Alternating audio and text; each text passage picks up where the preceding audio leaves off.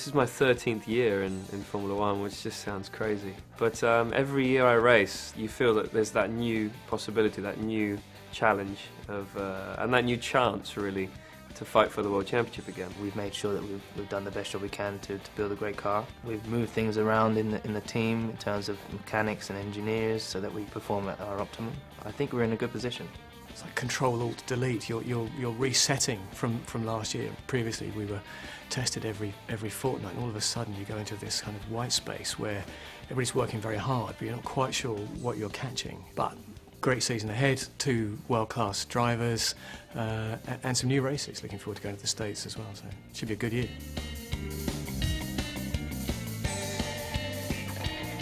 I think going into a new season, you've always got to be very positive. Otherwise, what's the point? You know, I think when you're working with this many people to produce a car, there's got to be a lot of positive energy. I'm constantly asked how confident I am going into a season, but you can never really be too confident. I think you have to always remain calm and just make sure you've prepared yourself well. That's the best way to approach a season. It looks a little bit different to last year's car, even though it is an evolution of the previous year's car, but just optimised in certain areas where it wasn't so strong last year. All the time we're improving Formula One cars, so there are many things on this car that are different to last year because we've just taken it to another level. And for me, it's something that's always been key and very important, is to be in the right position in the car, be low enough in the car, feel that you're part of the car. During the course of the year, we discover things about the car, things that we might like to do that we probably wouldn't have time or scope to change. If we want to make a fundamental change to the chassis or a repositioning of the gearbox, then those kind of changes involve so much time and effort. So we harvest that up during the course of the year and go, right, you know, come the Revolution Brothers, we'll get all that on the car. But then again, there are step changes in regulation, and we have an important one this year where the FIA have sought to reduce the impact of blown downforce, or the way we use the exhaust gas to generate performance from the car. I find the technical side of Formula One fascinating. All these different designers in different departments design all these components and how they all come together in January, and then you slot it into the car perfectly. It's a phenomenal process, I think.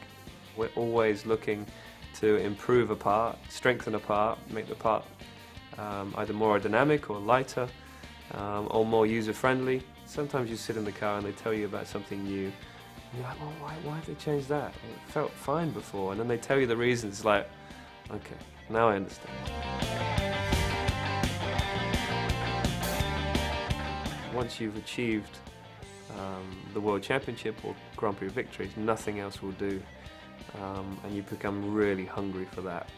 That feeling you get when you cross the finish line. First, you see the checkered flag, you see the whole team hanging over the pit wall cheering, and you know exactly what's going through every single member of the team's heads when you cross that finish line. That buzz, that adrenaline rush. That's a very special feeling, and it is very addictive. Trying to perfect everything, trying to make sure you have everything in place going into a year. There's so many elements, so many parts of the puzzle to make things perfect. And you're constantly striving for perfection, but you never actually get it perfect. But that journey to try and make that journey to that goal is quite a lengthy, steep hill, and every year you attack it in a slightly different way, but hopefully come out with better results. As a driver, you have to try and look at all areas to improve on. There's obviously your physical condition, there's your diet, there's so much time to be gained at the start of the race, for example, so making sure that your reaction times are improved, and training very, very hard. I'm very happy with the progress I've made, and I'm very positive at the moment in terms of what I can achieve, and also very positive about what the team can achieve. We win and we lose together, and that's why we're a team.